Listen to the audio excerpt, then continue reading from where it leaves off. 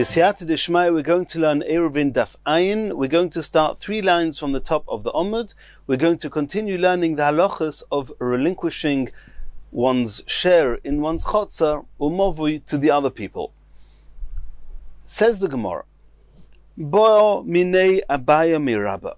Abaya asked Rabba the following question.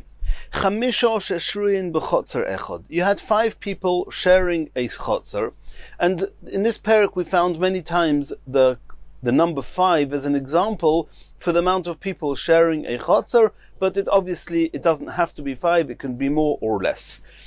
Chamisha sheshruyin b'chotzer echad. You have 5 people sharing a chotzer. V'shochach echod mehem v'lo irev, and one of them forgot to join the eruv. So now the chotzer belongs to the one entity which is comprised of the 4 neighbors that made a chotzer, and a second entity from the one neighbor that didn't join the chotzer, the eruv. So now the chotzer belongs to 2 entities. Each of their homes belongs just to a single entity. To carry from a single entity to a shared entity, even though biblically speaking they're both Rishus HaYochid, is also on Shabbos, and that's why we need an eruv. But this person forgot to join the eruv, and therefore he will restrict the use of this chotzer unless some action is taken. What can he do? He can relinquish, the individual that did not join the eruv can relinquish his rights in the chotzer, and now the chotzer belongs exclusively to the single entity of the 4 neighbors that did make the eruv, and they can carry from their homes into the chotzer. So says the Gemara, when this one individual relinquishes his rights to the 4 that made the eruv, does he have to explicitly relinquish his rights to each one of the 4 neighbors that did make the eruv, or can he relinquish his rights to just one of them, and since that one is part of the eruv with the other 3, it's as if he relinquished his rights to that whole entity called 4 neighbors, and he does not need to explicitly relinquish his rights to each of the 4. That was Abaya's question to Rabba. Omerle, so Rabba said, Tzorich levatil lechol echod ve'echod, he has to explicitly relinquish his rights to each and every one of the neighbors. Says the Gemara Eisvei, Abaya is now going to challenge Rabba from a brisa. And this is a brisa with quite a lot of halachas, and we just have to stay focused, and it's quite straightforward. This brisa is going to be split into 2. The first half of the brisa, which itself has 4 cases, is talking about cases where relinquishing one's rights actually is valid and allows the others, those who received the relinquished rights, to use the chotzer. The second half of the brisa, which is comprised of 3 cases, is talking about the cases where relinquishing one's rights would not be valid. So the first case number 1, which is the first case in the group that the relinquishing of rights does work. Echod shloi irev, if a single person, one of the neighbors and only one of the neighbors forgot to join the eruv, noisen reshusoi, can relinquish his rights leechod she'irev, to one of those that did make the eruv. That's case number 1, and it works if this one person relinquishes his rights to one of the neighbors that made an eruv, then the relinquishing of rights was valid. Or a second case, Shnayim she'irvu noistin reshuson le'echod shelo irev. If you have 3 neighbors, 2 of them made an eruv and 1 didn't, then instead of the one that didn't make the eruv relinquishing his rights to the 2 that did, then the 2 that made the eruv can relinquish their rights to the one that didn't, and now the chotzer again belongs to a single entity who happens to be the one neighbor that didn't join the eruv, and there too, that neighbor who received the relinquished rights from the 2 that did make the eruv, he can carry from his home into the chotzer. Case number 3, Ushnayim shloi irvu noisnin reshuson l'shnayim she'irvu. If you had 2 neighbors that forgot to join the eruv, and you had 2 people that did make an eruv, the 2 that did not make the eruv, they can both relinquish their rights to the 2 that did make the eruv, final result being that the entire chotzer belongs to the 2 that made an eruv, and those 2 can carry from their homes to the chotzer. Case number 4, oy le'echod shelo irev, the two that did not make the Eruv, in the same way as they can relinquish their rights to two that did make an Eruv, the two that didn't make an Eruv can also relinquish their rights to a single person that did not make an Eruv. That means if there were 3 people three neighbors in the Chotzer, none of them made an Eruv, so if 2 of those that didn't make an Eruv relinquish their rights to the third one that didn't make an Eruv, then again that would be valid because the Chotzer now belongs to a single entity. Avol, but, however, and this is now where the Sefer of the Brisa starts. Loi echod she'irev noisin reshusoi le'echod shelo irev. If one of 2 people that had an echod she'irev means that there was an Eruv, with every Eruv must be at least 2 people. Eruv means merging at least 2 neighbors. If one of the people in the Eruv relinquished their rights to the third neighbor, to that one neighbor that was not part of the Eruv, that would not be valid because now the Chotzer belongs to the one neighbor who didn't join the Eruv and to the one neighbor that did join in the Eruv and did not relinquish his rights. So you have again a Chotzer belonging to 2 entities and one is not allowed to carry in it. That was case number 5, the first case in the Sefer where relinquishing one's rights would not be valid. Or case number 6, Ve'ein shnayim she'irvu, if 2 people that did make an Eruv both relinquished their rights to 2 other neighbors that both noisnim reshuson, ve'ein shnayim she'irvu noisnim reshuson l'shnayim shelo irvu, if the 2 that made an Eruv relinquished their rights to another 2 neighbors that both did not make an Eruv, then again that will not be valid because, bottom line, the Chotzer now belongs to 2 neighbors that both did not have an Eruv. Case number 7, the final case in the Brisa, Ve'ein shnayim shelo irvu noistin reshuson l'shnayim shelo irvu. If you had 4 neighbors and none of them made an Eruv, and 2 of those that didn't make an Eruv relinquished their rights to the other 2 that didn't make an Eruv, that's also invalid for the same reason. Because the bottom line is that the Chotzer now belongs exclusively to 2 people that both didn't join the Eruv, and since it belongs to 2 entities, no one is allowed to carry them. That is the end of the Brisa. And now the Gemara explains, Abaye is now going to deduce from this Brisa his question against Rabbah. Rabbah said that when you relinquish your rights, you have to relinquish your rights to each and every one of the people that you're relinquishing your rights to, and you have to explicitly express that. And Abaye is now bringing proof from this Brisa, not that way.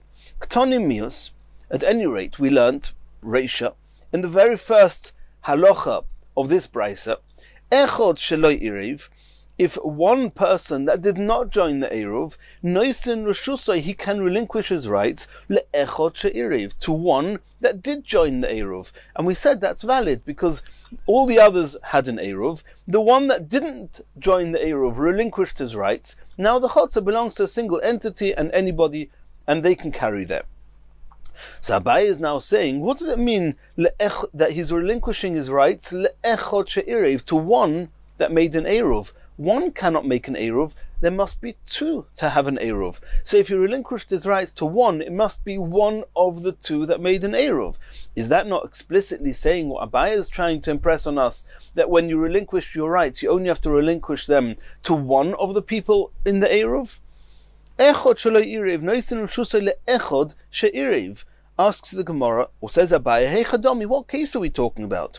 Is this one who's receiving the relinquished rights?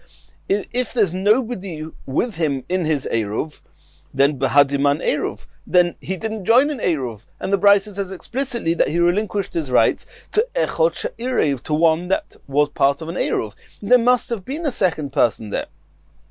Elopshita, it goes without saying, there must be a second person with him.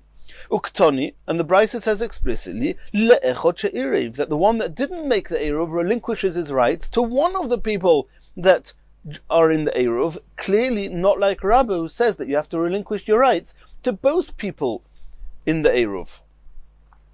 So that's Abaye's basis, or the source for Abaye's opinion, that it's sufficient to relinquish one's rights to any one of those in the Eruv. V'Rabbah, how is Rabbah going to explain this Brisa? Rabbah said that you have to relinquish your rights to all the people in the Eruv. So how do you explain the brisa that says that if you relinquish your rights to le'echod she'irev, to one of those in the Eruv, it's sufficient? U'lerabba, how's Rabba going to explain this? Answers the Gemara, b'mayoskinon dehava umis. We're talking about a case where there was an Eruv, there were two people there, and sometime on Shabbos, one of the people in the Eruv actually passed away, died. So now, what you're left with three neighbors, one of them no longer alive, one of them was part of an Eruv with his deceased friend, and the other one was never part of the Eruv. So it's as if you have just two people that did not have an Eruv with each other. So the Brisa is saying that if the one that wasn't part of the Eruv can relinquish his rights to the one that was part of the Eruv, and it's valid, but you have no proof from here that in the event that both partners in the in the Eruv are still alive, that you would not have to relinquish his rights to both of those partners. Asks the Gemara, Ida hava umis, if indeed we're talking about a case where that when it says echod she'irev, it means that there were two and one of them died and now you're left just with one, Eima Sefer, we're going to have a problem with the first halacha in the second group of halachas in this brisa that actually discusses a relinquishing of rights that is invalid. What does it say?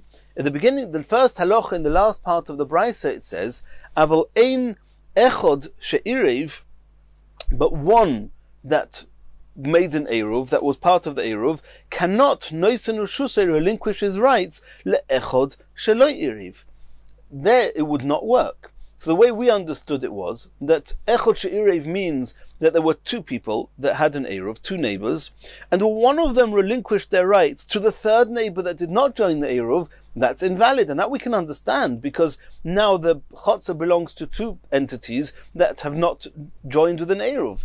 But if you say echod she'irev means a single remaining survivor of an Eruv, then if there's just a single remaining survivor of an Eruv who relinquishes his rights to the neighbor who was never part of the Eruv, why should that not be valid? There's nobody else here in the chotzer that should be disrupting the Eruv. Ida hava umis, says the Gemara, in the event that echod she'irev means that there were two people and one of them died, amayloi, why is that relinquishing of rights not valid? Elo pshita, it must be that first case at the end of the brisa, de asya, it's talking about that both members of the original Eruv are still alive. And when it says echod she'irev, it must mean one of the two of the Eruv relinquished their rights, and that's why it's invalid, because the other one that did not relinquish his rights is a separate entity from the neighbor that wasn't in the Eruv to start with.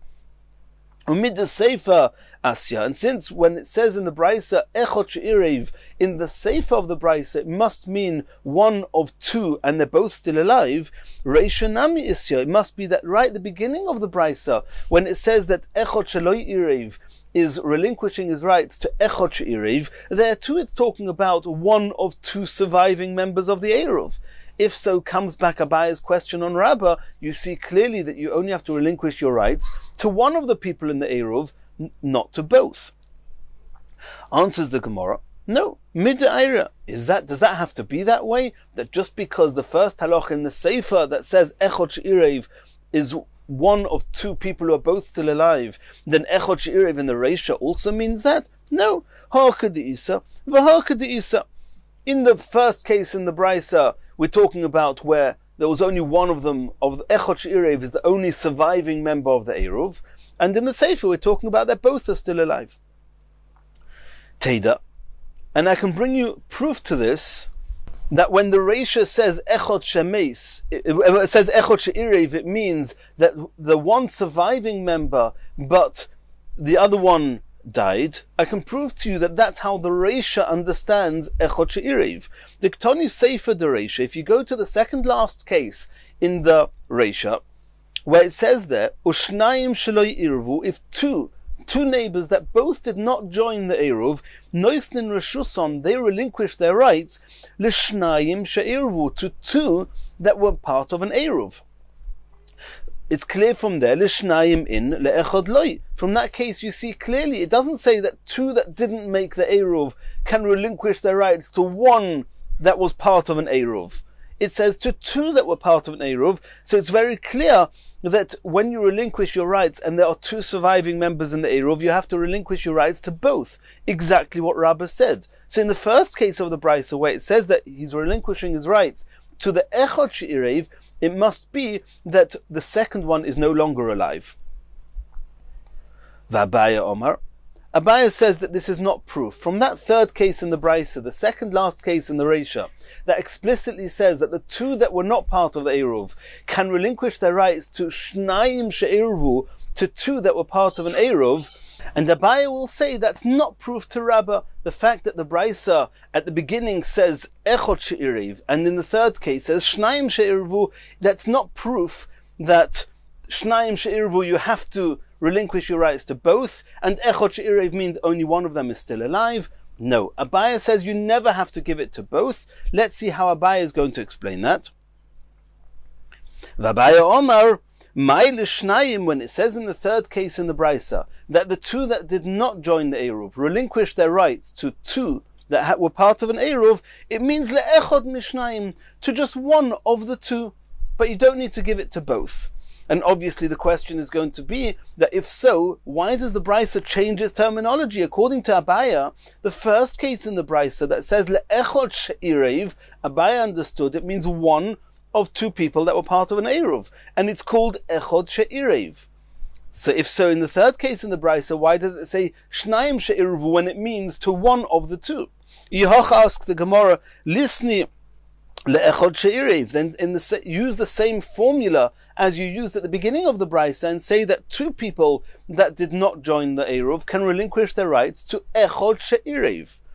Oy le'echad shelo irev, and that will be merged with the fourth case in the Brisa that says that the two that were not part of the Eruv, they can also relinquish their rights to a single person, to le'echad shelo irev, to one that was never part of an Eruv. Why does Abaya, according to Abaya, why does the Brisa say lishnayim she'irvu?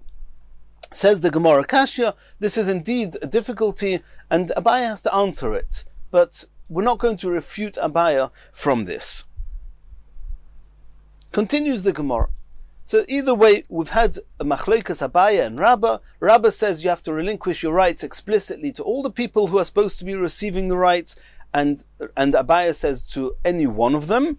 The first case in the Brisa, there's a machlokas Abaya and Rabbah when it says le'echad she'irev. Does it mean to one of two surviving existing members of the Eruv, or does it mean to the only surviving member of that Eruv? In the third case of the Brisa, where it says that Shnayim shelo irvu are mevatel their reshus to Shnayim she'irvu, again, according to Rabbah, it means you have to relinquish your rights to both of those in the Eruv, and according to Abaya, it means to one of the two of the Eruv. And in the first case, that's in the Sefer of the Brisa, that says that one cannot relinquish his right, one echad she'irev cannot relinquish his rights to the one that was never part of the Eruv. There, even according to Rabbah, it's talking about that there are two surviving members of the Eruv, and any one of them cannot relinquish their rights to somebody who was not part of the Eruv. Continues the Gemara. Echad shelo irev noisin reshusoi le'echad she'irev. And now the Gemara is going through case by case in the Brisa to explain it, and part of what we've already discussed.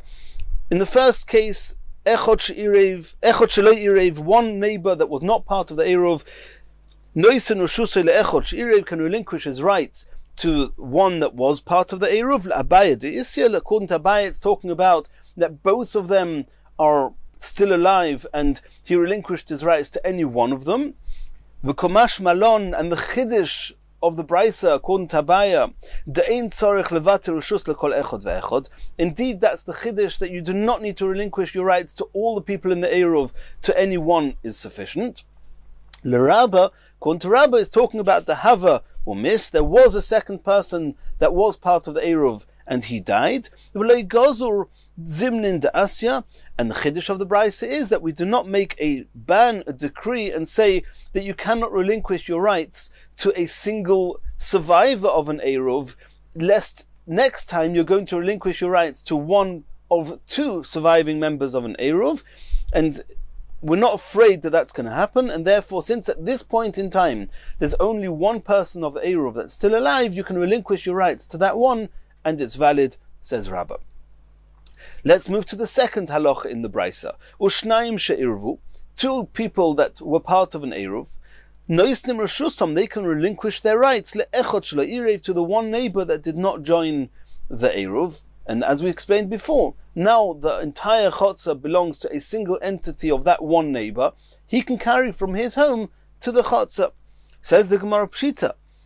Does it not go without saying? We can take this for granted. Once they've relinquished their rights to him, the chotzer belongs to just a single person, a single entity. Why should he not be able to use it? Says the Gemara, Mauda Teima, I may have thought, Kivan Deloy Irev, since this one particular neighbor did not join the Eruv, Likna say we should penalize him, we should give him a ban, we should punish him, and say that you cannot receive the relinquished rights of those that did join the Eruv. Kumash Malon, the Bryce is telling us that we do not say that, and he can receive those rights. Let's move to the third case in the Bryce, one that we've already discussed at length, which is again going to be Machlokes Abaye and Rabbah how to learn it. Ushnayim shelo irvu, if two neighbors that had not joined the Eruv, noistin reshuson, they relinquished their rights, lishnayim she'irvu, to two who had made an Eruv previously. LeRabbah, according to Rabbah, Tana Seifa ligluya reisha. The reason it says here that they relinquished their rights to two, that is, according to Rabbah, it's in order to tell us that since there are two remaining people, both alive, in the Eruv, then the two that were not part of the Eruv have to relinquish their rights to both. L'shnayim she'irvu, they have to relinquish their rights to both neighbors who are receiving the relinquished rights, in contrary to Abaye that said you only have to relinquish your rights to one of them. So according to Rabbah, it says here, L'shnayim she'irvu, just in order to teach us that when in the ratio of the Mishnah, the very first case, it says le'echot she'irev, it must be that there's only one survivor of the Eruv still alive, because had both been alive, he would have to relinquish his rights. They would have to relinquish their rights to both of those neighbors. L'Rabbah Tana Seifa Ligluya Reisha, according to Rabbah, this case is there just to help us understand the very first case. L'Abaye, according to Abaye, that says that both in the first case of the Brisa and in this case, they are relinquishing their rights to one of the two people in the Eruv. So, Shnayim Shelo Irvu, it's Trichalei. Then, the Chiddush of this part of the Brisa is, because as we said before, L'Shnayim She'irvu, that we already know, it means one of two, according to Abaye. And the fact that the Brisa changed its terms from Echod she'irev to Shnayim she'irvu, which according to Abaye both mean the same thing to one of the two people in the Eruv, that the Gemara already asked on Abaye, and Gemara didn't answer that.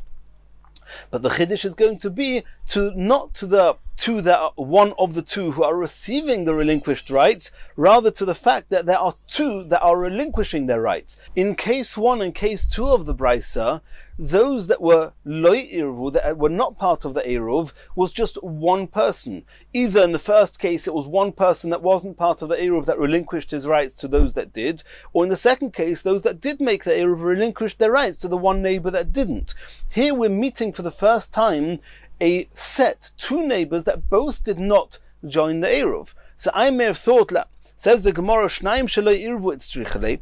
There's a chiddush here, since we're talking about a case where there were two neighbors that didn't join the Eruv. Sol kadai techamina, I may have thought, ligzer dilma osi levatule lehu, that if you're going to allow the two neighbors that didn't join the Eruv to relinquish their rights to anybody, in this case to those that did make the Eruv, I may have thought that people will get confused the next time they will allow those that did make the Eruv to relinquish their rights to two neighbors that did not make an Eruv, and if two neighbors that did not make an Eruv receive the relinquished rights, it's invalid. You still cannot use the chotzer.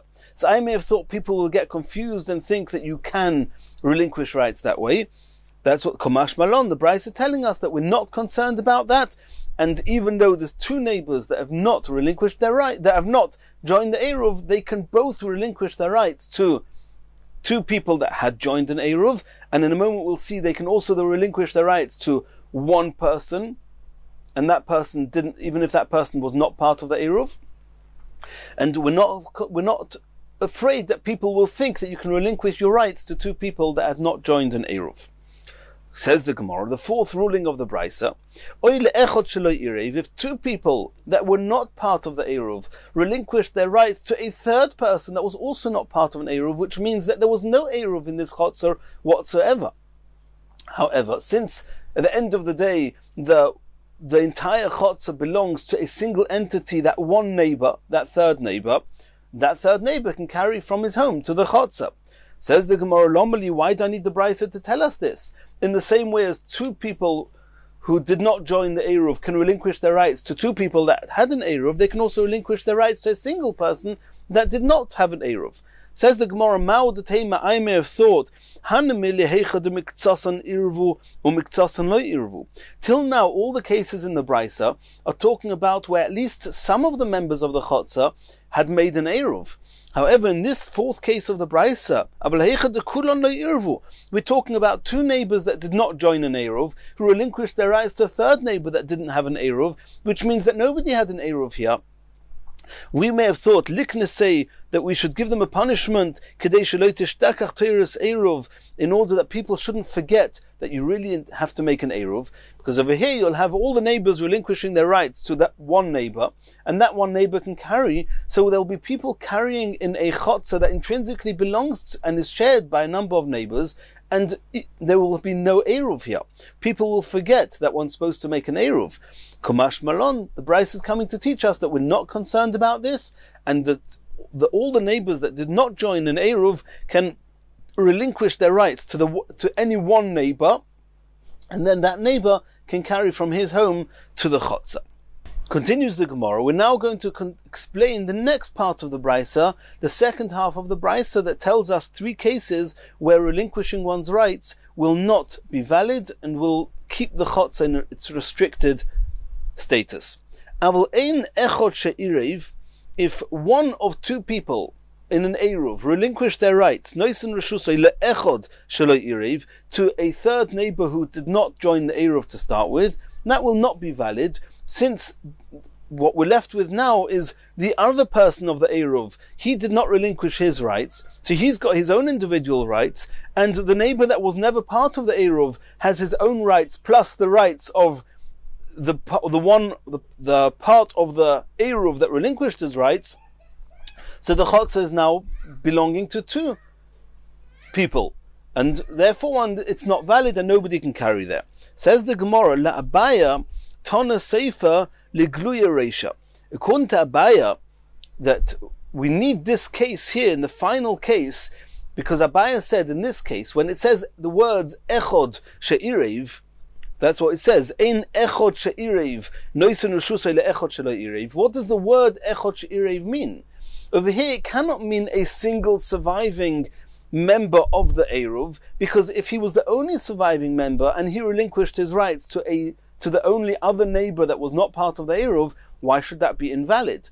So according to Abaya, the Brisa here is teaching us that the words Echod She'irev means one of two surviving members, and that taught Abaya that in the first case at the beginning of the Brisa that speaks about Echod She'irev, that was Mevatel his Reshus, Nosan Reshusay le'Echod She'irev, there also it means to one of two surviving members, and Abaya brought proof from there that you do not need to relinquish your rights explicitly to all the members of the Eruv. So according to Abaya, where did he learn that from? And he actually said in that many words in our discussion before, he learned it from this first case in the second half of the Brisa. However, Rabba, according to Rabba, where we hear, Rabba has to agree that we're talking about one of two surviving members of an Eruv, and the words Echod She'irev here means one of two. So according to Rabba, what's the Chiddush? He's not telling us, he's not teaching us what it taught Abaya, because Rabba indeed learns that Echod She'irev at the beginning of the Brisa means that there's only one surviving member of that Eruv. So if so, over here in this case, where even Rabba agrees that it's talking about one of two people in the Eruv, what's the Chiddush? That one of two cannot relinquish their rights to a third one. What are you trying to teach us here? Says the Gemara, I did the Tana Reisha, Tani Nami Seifa. We want it to be consistent. We want the theme of the Brisa to be consistent. And in the same way as in the first part of the Brisa, where we're talking about relinquishing one's rights that actually works, it says that Echod Sheloi Irev can be mevatel his reshus to Echod She'irev. So it uses the same formula here, that Echod She'irev cannot relinquish his rights to Echod Sheloi Irev. And even though we're talking about the word Echod She'irev means something very different in the Reisha and the Sefer, however, the terms used are similar just for the sake of consistency. Now we're moving to the next case, the second case in the second part of the Brisa, which is the sixth case in the Brisa. V'ein shnayim she'irvu. If two people they had an eruv, they made an eruv, noistin roshuson, they cannot relinquish their rights, l'shnayim shelo irvu, to two that were both not part of the eruv, and obviously that doesn't work. Says the Gemara, ha sulamali. Why do you need to tell us this? In the same way as in the first case of the second half of the Brisa, where if at the end of the day, after all the relinquishing of rights, the chotzer belongs to two people, then the chotzer is not allowed to be carried in. So what are you trying to tell us here? Of course, two people who were part of an eruv who relinquish their rights to two people that are not part of the eruv, of course the eruv, the chotzer, is not going to be allowed to be used on Shabbos. Says the Gemara, Loi, it's not so straightforward. Shricha, there's an element of chiddush here. In what case? To botel lechad minayu lechavrei. If two neighbors that were part of an eruv relinquished their rights to neighbor number 3 and 4 that were not part of an eruv, then obviously at that point nobody can carry in the chotzer. If neighbor number 3 then relinquishes his own rights and the rights of neighbor number 1 and 2 that he received, relinquishes all that to neighbor number 4, then we would have thought that neighbor number 4 can now carry from his home to the chotzer, because all the rights of all the neighbors are now his. So the Bryce is coming to say, even then it will not work. I may have thought it would be permitted for neighbor number 4 to carry. Komash malon. The Bryce is coming to tell us that it's not valid. Why? Since at the point in time when neighbors 1 and 2 that had an eruv relinquished their rights to neighbors 3 and 4, at that point neighbors 3 and 4 could not carry in the chotzer because they themselves hadn't made an eruv. And since the relinquishing of rights will not actually allow them at that point to carry, it's actually invalid. They did not acquire the rights. And since they did not acquire the rights at that point, neighbor number 3 has nothing to give to neighbor number 4, because he didn't acquire the rights of neighbor number 1 and 2, and therefore it doesn't help that he tries to relinquish those rights to neighbor number 4, and therefore the chotzer remains restricted. Given the beidna de botele, at the point in time where neighbors 1 and 2 relinquished their rights to neighbors 3 and 4, lo yahava le shirusa, it would not have given neighbors 3 and 4 permission to carry. Bahar chotzer, in this chotzer, loi, therefore neighbor number 3 has then not acquired those rights and therefore cannot relinquish them to neighbor number 4, and therefore the chotzer remains restricted. Continues the Gemara, now to the final case in the Brisa, that if you have two people that both did not have an eruv, that they cannot relinquish their rights to another two neighbors that also didn't have an eruv. Ve'ein shnayim shelo irvu, noisnin reshusam l'shnayim shelo irvu, asks the Gemara, ha sulamali. This goes without saying, because after relinquishing the rights, we're back to where we started, that the chotzer belongs to two people, two entities that have not made an eruv. Says the Gemara, no, loi, it's not so straightforward. Shricha, there's an element of chiddush. In what case?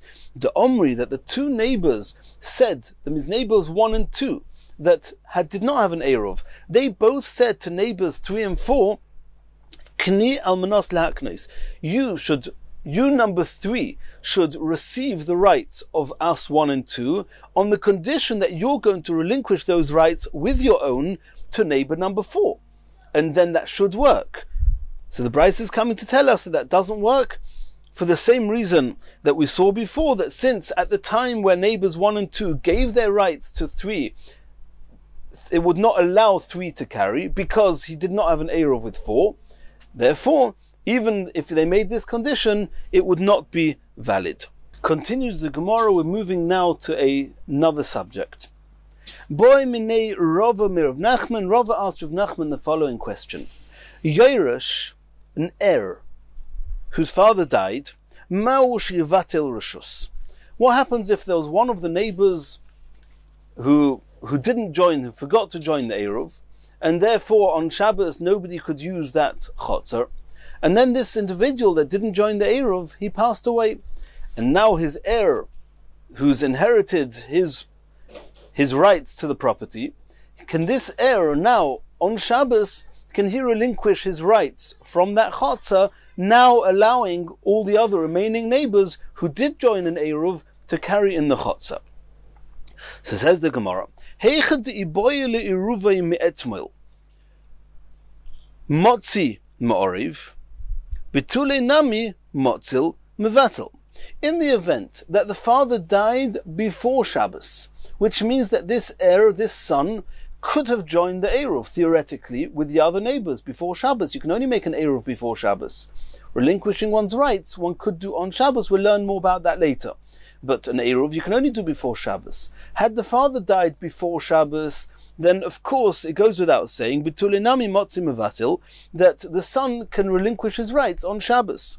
But in this case, where the father was still alive when Shabbos came in, and the son only received rights to the property after the father died, which was on Shabbos, since had the son wanted to join the Eruv from before Shabbos, he would not have been able to do it for the simple reason that he was not a neighbor, he had no rights to any of the property in this chotzer, then he also cannot relinquish his newly inherited rights on Shabbos. Or maybe not. That this son, this heir, is considered somewhat as being an extension of his father, and in the same way as his father could have joined the Eruv before Shabbos, the son can relinquish those rights on Shabbos. That was the question. Omar li, Rav Nachman answered to Rava, Ani oimer, I Rav Nachman hold mevatil, that this son can relinquish his rights on Shabbos. However, V'hani debei Shmuel, but the Talmidim of Shmuel, or from the yeshiva of Shmuel, Tonu, they learnt ein mevatel. They said that an heir, the son who has now inherited those rights, cannot be mevatel their reshus on Shabbos. And now the Gemara is going to bring a brisa seemingly to contradict and refute Rav Nachman's opinion. Eisvei, zeh klal. There's a rule. And we've seen this rule a little bit previously in the Masechta. Kol shem muter lemiktzas Shabbos, any chotzer that was permitted to be carried in at any point at the beginning of Shabbos, when Shabbos came in, for any length of time, muter lechol Shabbos, it remains muter to carry in that chotzer the entire Shabbos, even though circumstances may have changed. The chol shenesar lemiktzas Shabbos, and any chotzer that when Shabbos came in, for whatever reason, it was prohibited, it was restricted, nobody could carry there, then Ne'asar l'chol Shabbos, even though circumstances change during Shabbos, the chotzer remains restricted for the entire Shabbos. And the brisa says there's one exception, chutz mi mevatel reshus. We know we've discussed the concept of relinquishing one's rights on Shabbos, and we've discussed this in a number of places, and the Rishonim here, the Meiri and others, they try and make some order with all the different opinions, but we've learned that there's a concept that one's allowed to do even on Shabbos, and that's to relinquish one's rights. For example, if you had 5 neighbors sharing a chotzer, and one of them didn't join the Eruv, he could have and should have, but didn't, then even on Shabbos, he can relinquish his rights to all those that did make an Eruv, and thereby allowing them, those that did make an Eruv, to carry from their homes into the chotzer, and from the chotzer into their homes. And even though when Shabbos came in, the chotzer was restricted because he had not yet relinquished his rights, and he had not joined the Eruv, nonetheless, when he relinquishes his rights on Shabbos, the chotzer then becomes permitted to all those other neighbors. And that is the one exception to the rule. Even though we saw here in the brisa that a chotzer that was osur when Shabbos came in remains osur the entire Shabbos, the exception to the rule is regarding the halachas of relinquishing one's rights that one can do even in the middle of Shabbos. And the Gemara is now going to explain what's going on here. And we have to realize that this brisa that the Gemara just quoted is really saying 4 things. There's the rule itself, Kol shemuter lemikzas Shabbos, muter lekol Shabbos. Kol sheneser lemikzas Shabbos, neser lekol Shabbos. Those are the two rules themselves. And there's another two pieces of information, and that is that the Brisa referred to these rules as rules. Why couldn't you just say, the Brisa just say these halachas? Just say, the Brisa should opening remarks should be, it should start with saying, anything that was mutter at the beginning of Shabbos remains mutter, anything that was asa remains asa. But no, the Brisa says, Zeh klal, this is actually a rule. It's teaching us, it's quite a broad spectrum of halachas. That means that each of the halachas themselves that the Brisa is quoting is not only a stand-alone halacha, it's actually a rule teaching us another halacha. That means this Brisa is really teaching us at least 4 halachas. Let's see what they are. Kol shehuter lemikzas Shabbos, muter lekol Shabbos. The first rule itself, without focusing on what it's a rule for, what it's teaching us beyond what it says itself, but the halacha itself, Kol shehuter lemikzas Shabbos, muter lekol Shabbos. What's that case? Kagoin irev derech haPesach. We know that if you have 2 chatzeros, and they each have their own eruv, they have their own entrances and exits out of the chotzer, they're not dependent on each other to walk through, they each have their own eruv, and they can carry in their own chatzeros. What happens if the people want to carry in each other's chatzeros? You have to make an eruv merging the two. But there's a condition. You can only do that if there's a significant entrance between the two, which is either a door or a window of at least 4 by 4 tefachim wide. If there is such an opening, you can make such an eruv, and then one can carry from one chotzer to the next, either from those significant openings or from any hole or any way you want to carry. However, if you do not have such significant openings, then one cannot make an eruv between the 2 chatzeros, and even if there are some small openings between the two, one is not allowed to carry from one to the other. So what happens? Kagoin she'irev derech haPesach. You had 2 chatzeros. There was a significant opening between the two, and therefore you could make an eruv derech haPesach, in virtue of the fact that there was a significant opening. V'nistam haPesach, and during Shabbos, a pile of rubble or a building fell down in front of the entrance. Whatever the circumstances are, there is now no longer a significant opening between the two.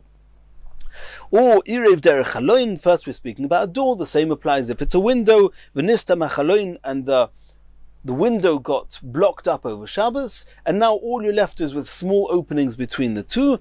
Nonetheless, kol shehutar lemikzas Shabbos, since when Shabbos came in, one was allowed to carry because it had significant openings, it remains mutter to carry from one chotzer to the next for the entire Shabbos, even though those significant openings are no longer there.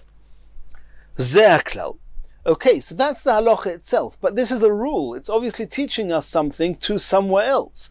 Zeh klal, the word zeh klal, la'asuye mai. La'asuye, what is that coming to include? It's coming to include mavui shenitlu kairoisov oilechoyov, in a case where, and this is even a little bit more of a dramatic case, where the actual mechitzas, the boundaries, the partitions to this mavui actually got interfered with. It wasn't like the 2 chatzeros that the significant openings got blocked. Over here we're talking about, you had a mavui, and in order to be able to carry in a mavui, you need to have a sign at the beginning of, at the entrance of the mavui, either a post, a lechi, or a koire, a beam going across the top, which we learnt about extensively in the first perek.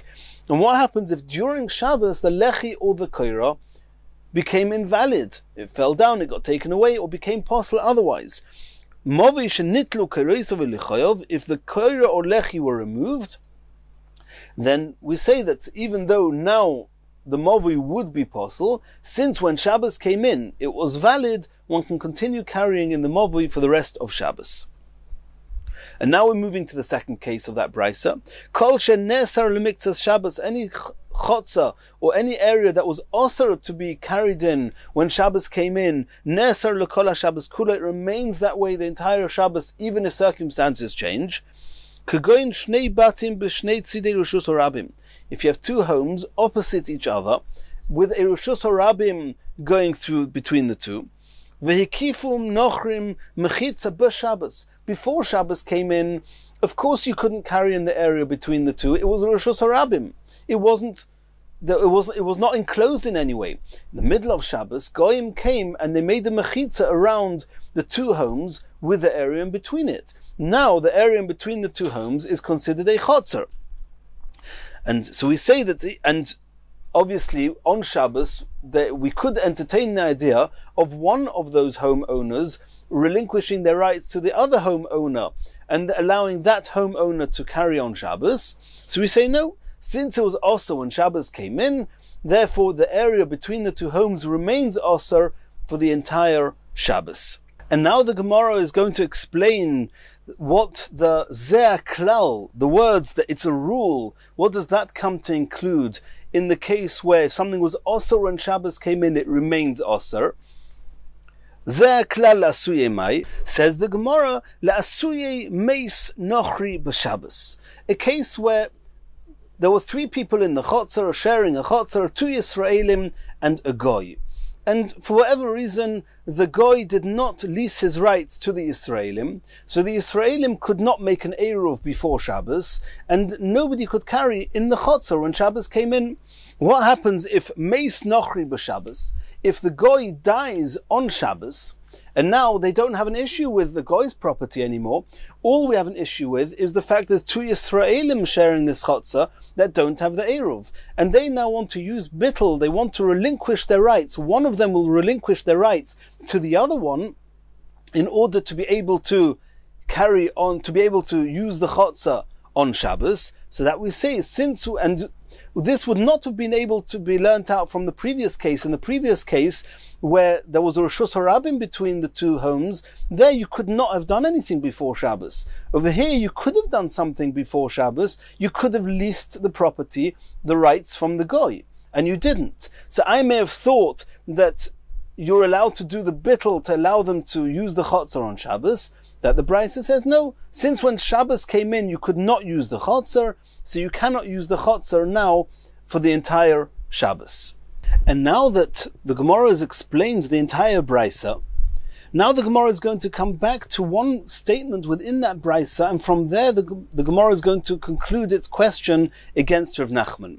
That we saw in the Brisa, indeed there's a rule that a chotzer that was also to be carried in at the beginning of Shabbos remains also the entire Shabbos. However, the Brisa said there was one exclusion, and that is uktoni chutz mimevatel reshus, a regular case where you have 5 Yisraelim living in a chotzer, and one of them could have joined the eruv, should have joined the eruv, and didn't join the eruv. Then on Shabbos he can do bittul. Even though when Shabbos came in, the chotzer was restricted because one person had not joined the eruv, he can join the eruv, he can relinquish his rights to the other neighbors on Shabbos, and then the other neighbors can use the chotzer and carry from their homes to the chotzer. So as we said, in the case where there's a complication, for example, one of the neighbors was a goy, and then they couldn't do an eruv in the event that they didn't first lease or hire from the goy his property, they couldn't have done an eruv, and then the goy died on Shabbos. So we saw the Gemara explained that their bittul will not work, because you couldn't just make an eruv before Shabbos. You were relying on the schirus. However, in a regular case of where there's no goy, and you could have done an eruv, and you didn't, in that case you can do the bittul on Shabbos. So the Gemara is saying that, what does it say in the Brisa? Chutz mimevatel reshus. The person who owned property when Shabbos came in, then he is allowed to relinquish his rights to his other friends, to his other neighbors on Shabbos, even though in the middle of Shabbos, he's going to make the chotzer usable for everybody, even though when Shabbos came in, it was still restricted. And the Gemara is deducing from there that only the person who owned the property when Shabbos came in, he can relinquish his rights, ihu in yoresh loi. But in the event that he dies and his property gets inherited by his son, by an heir, or anybody else who's inheriting the property, in there they cannot relinquish their rights on Shabbos. And this is contrary to what Rav Nachman said, that a Yerush can relinquish his rights even though he received the property on Shabbos. And exactly where the Gemara saw in the statement, in the words Chutz mimevatel reshus, that it's not referring to an heir, is something of great discussion. Tosfos discusses it, but That's how Rashi explains the Gemara. So you see from this Gemara against a question on Rav Nachman, answers the Gemara, Eima chutz mitayras bittel rishus. The Brisa didn't mean to say that besides for an owner, the owner of the property when Shabbos came in, he and exclusively he can relinquish his rights. That's not what the Brisa means. The Brisa means tayras rishus. Tayras bittel rishus. Anyone who's associated to the regular rules of relinquishing rights, including the original owners or his heirs, the people who inherit it from him, they can all relinquish their rights in the middle of Shabbos, even though the chotzer was restricted when Shabbos came in. And hence, on the Brisa, there's no question on Rav Nachman. Continues the Gemara. And now the Gemara is going to ask another question on this discussion. Can an heir, a Yerush, can he do bittel on the Rishus that he inherited from his father on Shabbos? And this is going to be the second of the three questions we're going to have, and it's going to take us right to the next Mishnah. Eisvei, the second question. Echod mibnei chotzer shames. If one of the members in the chotzer died on Shabbos, v'niach rishusoi le'echod min hashuk, and he had given over, he had bequeathed his property to somebody who was not his son, somebody from the marketplace, a stranger. If he died before Shabbos came in, which means that his property now belonged to this new stranger who had inherited him, that it now belonged to him from before Shabbos, and that person did not do bittel before Shabbos, nor did he join the Eruv, also, then the people, echod mibnei chotzer shames, if there were 5 neighbors sharing a chotzer, and they made an Eruv, and one of the neighbors died, and he'd bequeathed his property in that chotzer to a stranger, to somebody who did not live in the chotzer. If this person died before Shabbos set in, which means that the Eruv he made before Shabbos never came into effect before he died, and now that he's died, so his property, for all intents and purposes, is not part of the Eruv.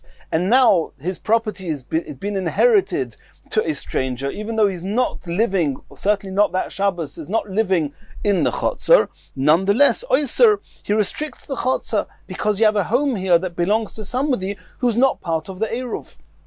Because the Eruv they made never became valid, because one of the people who were part of the Eruv died before Shabbos. If this person died after Shabbos set in, which means that his Eruv became valid and the chotzer was actually mutter at the beginning of Shabbos, Eina Oyser, as we learnt before, there's a rule that a chotzer that was mutter when Shabbos came in remains mutter the entire Shabbos. And therefore, if he dies after Shabbos comes in, then it doesn't matter who's going to inherit that property, the chotzer remains mutter. What's with the opposite case? Ve'echod min hashuk shemes. If there was somebody who did not live in this chotzer, but he had property in the chotzer,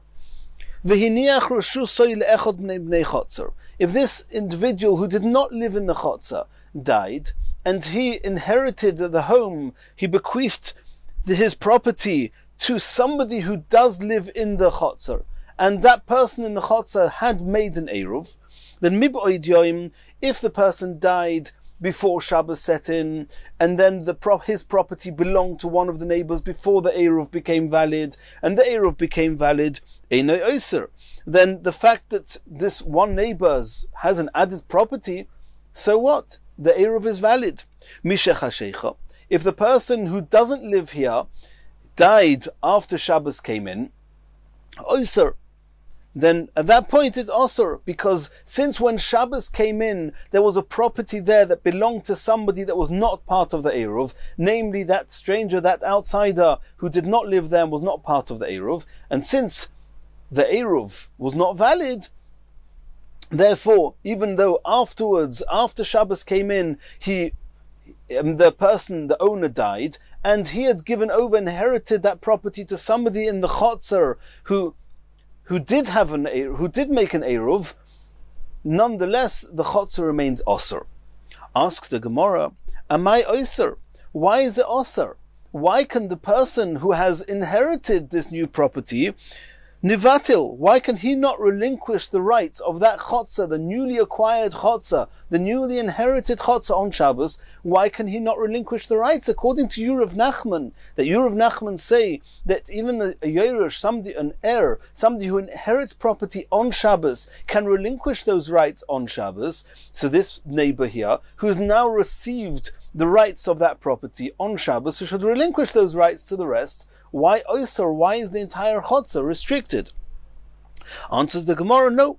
My Oyser, when it says Oyser, you know what that means? Nami diktoni, the Oyser that it says that it restricts the Chotzer, Achi Vatil. It just means that the fact that this neighbor was part of the Eruv with his own property, that does not help for the newly acquired property, and the newly acquired property, which was not part of that Eruv, restricts the entire Eruv.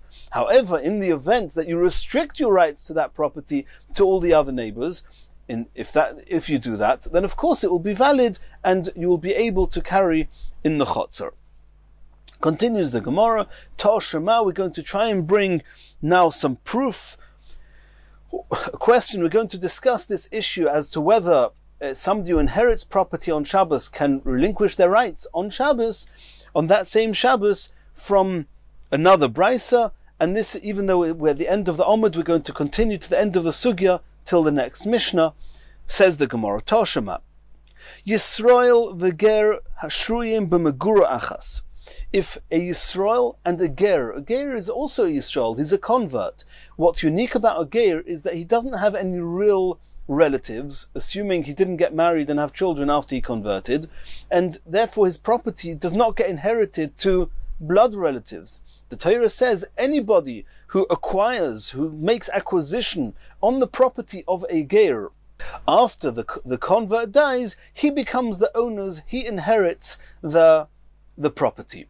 And Tosfos, the bottom of the Ayin Amud Beis, says that this is all included in this discussion that we're having here with Rav Nachman, whether a Yerush is Karada Avua, whether an heir is actually an extension of his father. It's not only a son to a father, it's also somebody who inherits a convert, that he's a type of an extension of the convert. So Yisrael v'ger ashruim b'megura achas, if a Yisrael and a convert who both lived in separate apartments and separate homes with separate openings in a megura, in a goyron, in a granary, they had a shared property that they both had entrances into. And this convert died before Shabbos, on Erev Shabbos, when before Shabbos set in. Then Afal Pisha Hirzik Yisrael Acher B'Nechosov, even if another Yisrael took possession of the property of this convert, he restricts the chotzer. Oyser restricts the chotzer. The implication of the brisa is that Afal Pi, even though somebody took possession of the property, the chotzer is osa, and it would seem from there that had nobody taken possession, it would also be oser. And what the brisa is telling us is that even if somebody took possession, it's oser. And logic would say the opposite. If nobody took possession, there's no reason the chotzer should be oser. There was only two of them, the Yisrael and the ger. The ger has died. If nobody takes possession, then there's only one owner in the property, and why should the chotzer be restricted? The Gemara is going to deal with that. If this ger, this convert, dies on Shabbos, after Shabbos sets in, Yisrael acher, and it would seem from here that if another Yisrael took possession of the property, then it wouldn't be a problem. It would not be osir. Even if no other Yisrael took possession of the property, einay oiser, it will not restrict the chotzer. And here as well we have to understand that logic would say the opposite. Logic would say that if nobody took possession, then it would be einay oiser, there would be no reason to restrict the chotzer, and it should say even if somebody did take possession, it would not restrict the chotzer. But either way, we're going to have to understand this. The Gemara is going to discuss it. And says the Gemara, and before we ask a question on Rav Nachman from this brisa, let's try and understand the brisa. Ha gufe kasha, the brisa itself seems to be difficult. Omrus miboidyoim, the beginning of the brisa that said that if the convert died before Shabbos came in, afal pisha hirzik, even if another Yisrael took possession of the property, then oiser, it would prohibit it would restrict the chotzer, and we could deduce from there, as if to say, it goes without saying, it's even more simple and straightforward to say that if nobody took any rights, any possession of the property, that it would be osa. But afalpi, even if a Yisrael took possession, it would be osa. The Gemara says it doesn't make sense. Adarab, on the contrary, ki loy hirzik, in the event that nobody took possession of the convert's property, loy osar, there should be no reason to restrict the chotzer, because there were only two of them living in that chotzer, the Yisrael and the Geir. The Geir died. So if nobody took possession of it, then the chotzer belongs just to one person. Why should he be restricted? It should say that, not afal pisha hirzik, it should say that only because somebody else hirzik, it's osir. And if it's true that even if nobody is machzik would be osir, then the afal pi should be afal pi, even if nobody took possession, it would be osir. But it shouldn't say even if somebody took possession, it's osir.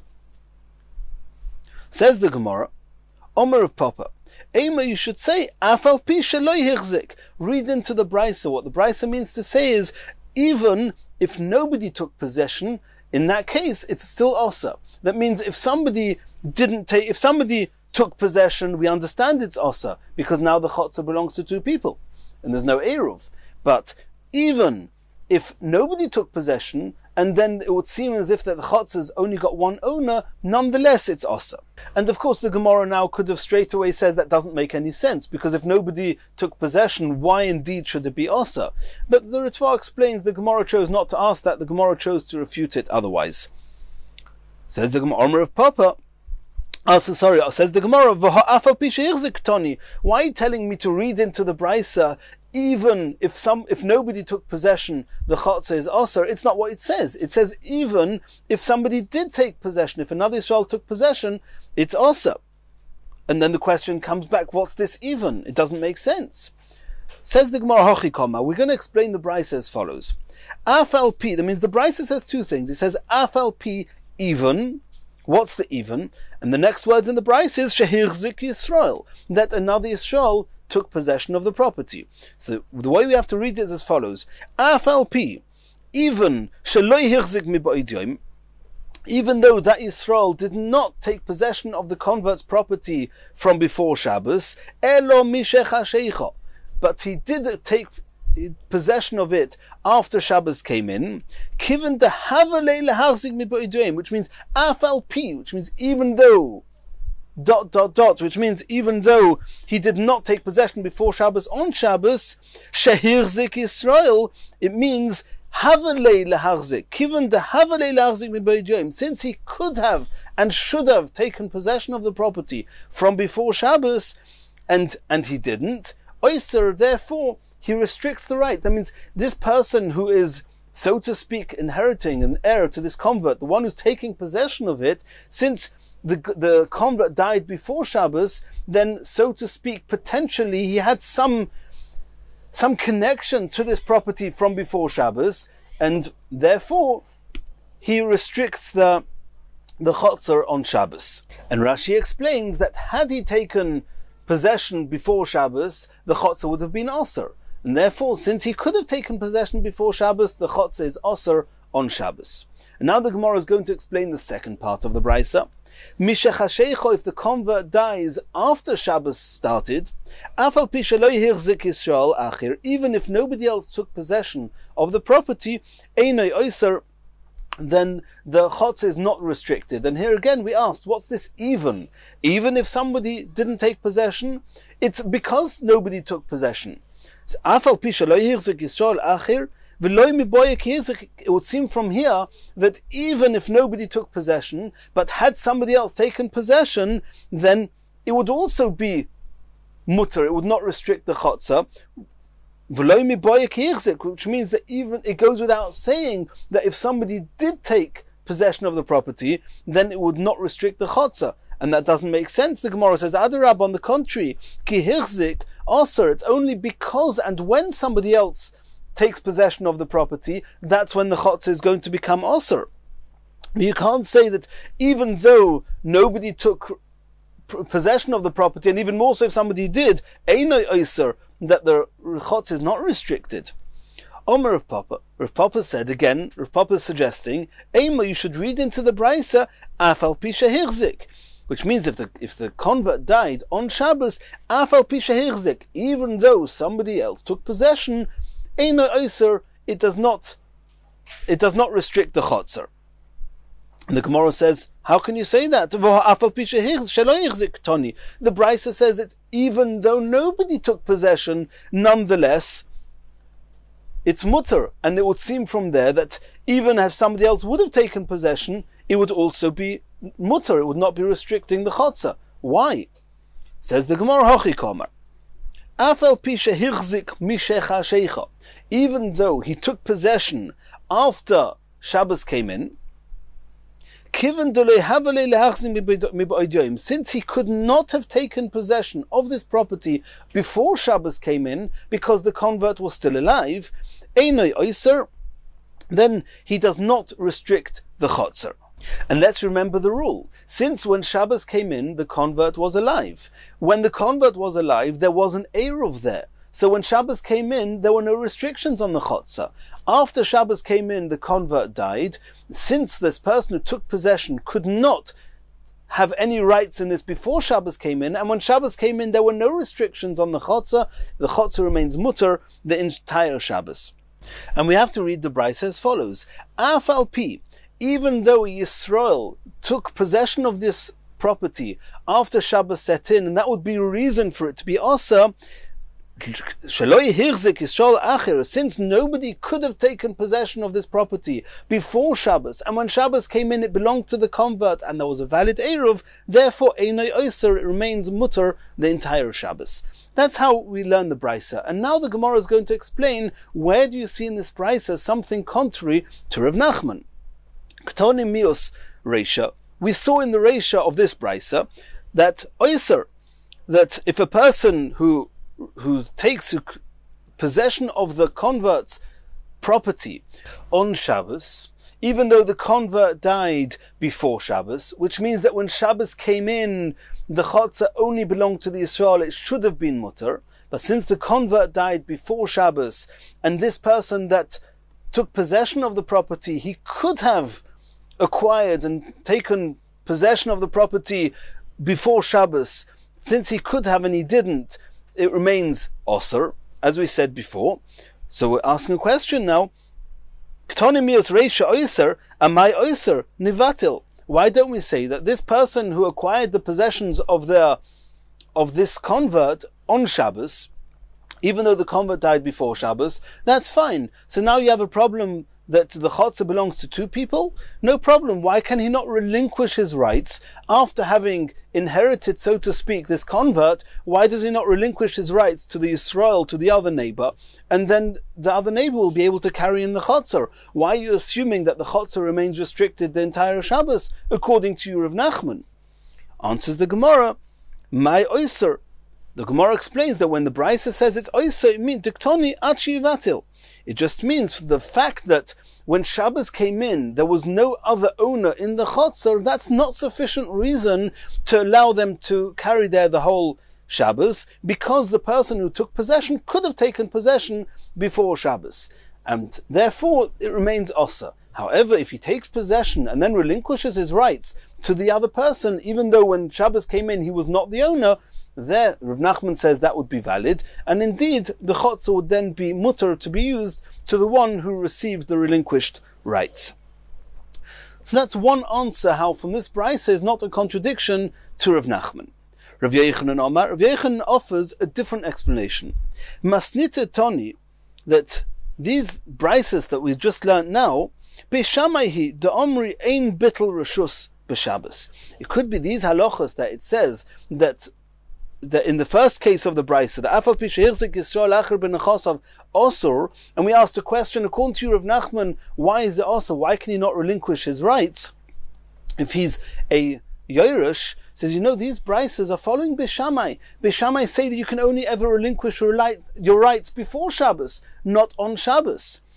Bishamai da'amru ein bittul reshus b'Shabbos. Ditnan, we've learnt in a Mishnah. Me'emosai noisnim reshus. At what point, what's the appropriate time to relinquish one's rights? We saw it in our Mishnah. Bishamai imrim b'oidyoim. Bishamai say before Shabbos starts. Ubeis Hillel imrim mishatech shach. And Beis Hillel say that it's after Shabbos, even after Shabbos comes in, you can relinquish your rights. And this Bryce is following Bishamai, and therefore it remains Asa. He cannot relinquish his rights. The discussion we had before, whether somebody who inherits property on Shabbos can relinquish his rights, must be following Beis Hillel. Beis Hillel say you can relinquish your rights on Shabbos. The question is, if you inherited the property on Shabbos, can you also relinquish the rights? According to Bishamai, the discussion doesn't start. You can only ever relinquish your rights before Shabbos. And now the Gemara is going to try and analyze this machlokas Bishamai and Beis Hillel as to when is the appropriate time, or when one is able to relinquish one's rights. Omar Ula, my Tama de Beis Hillel. What's the reason that Beis Hillel says that one can relinquish one's rights even on Shabbos? He says because Naase Ka'omer Klache Etzel Yofis. The truth is the appropriate time to relinquish one's rights is before Shabbos comes in. However, sometimes something a person says later can reflect what his desire would have been earlier. It's as if he says, I would have been happy to relinquish my rights even before Shabbos. Where do we see such a concept? We see such a concept regarding Truma. If a person comes to his produce, to his fruits, and he knows he has to take Truma, and he sees somebody took Truma for him without getting prior explicit permission. So if his response is, you should have taken, or you could have taken the best fruits as Truma, that's as if to say, I'm more than happy that you took Truma on my behalf. And even though he didn't get permission for it explicitly before, it's as if he got permission beforehand, and therefore the Truma is valid, and they can eat the rest of the fruits. That's what it means. Naaseh ka'omer, it's as if the owner said, Klach eitzel yofois, go, you could have taken the best fruits for Truma, which is the best way to take Truma. And since he says that, we say that he always intended and would have allowed this agent to take shliach on his behalf, even though he did not make him an agent. It's mutter. The same applies here, according to Beis Hillel. That's at least how Ula explains it. Beis Hillel says that, of course, the opportune time for relinquishing one's rights should be before Shabbos. If you say it on Shabbos, it's as if you gave permission before Shabbos. And that's why Beis Hillel say you can relinquish your rights even on Shabbos. Omar Abaya. Abaya is now going to voice reservation against Ula's explanation of Beis Hillel, that the reason you can relinquish your rights on Shabbos is just because you're agreeing that you would have been prepared to relinquish your rights from before Shabbos. But now Abaya is going to mention a case we've mentioned a number of times already, Meis Nochri b'Shabbos. What about the case of Meis Nochri b'Shabbos? We discussed earlier on Daf Ayin Amud Beis, if you had a chotzer with two Yisraelim and a goy living in it. The goy did not want to be maskir, did not want to lease his property to the Yisraelim, and therefore they couldn't make an eruv because there's a goy living there without schirus. In the middle of Shabbos, the goy dies, and now you're left with two Yisraelim without an eruv. They say, okay, fine, the goy is dead.